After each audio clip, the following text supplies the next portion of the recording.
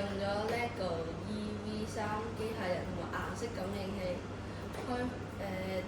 檢測佢係咪一張環保紙。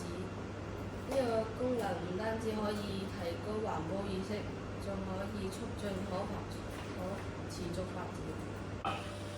LEGO EV3機械人入邊有好多傳感器，呢個係我哋嘅 EV3係控制器，然後我哋會用編程，我哋喺電腦寫嘅編程打入去，然後個摩打就會轉動，即係啲字咁樣轉入去。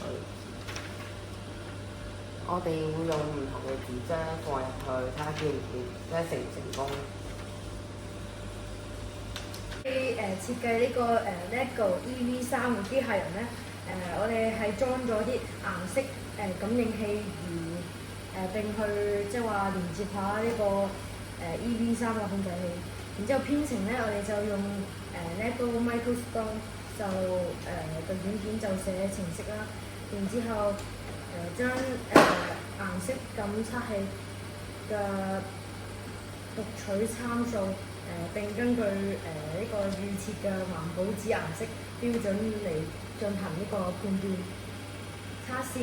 我哋會用唔同種類嘅紙張記錄顏色嘅數據，然之後就進行分析同埋確認認識別嘅準確性。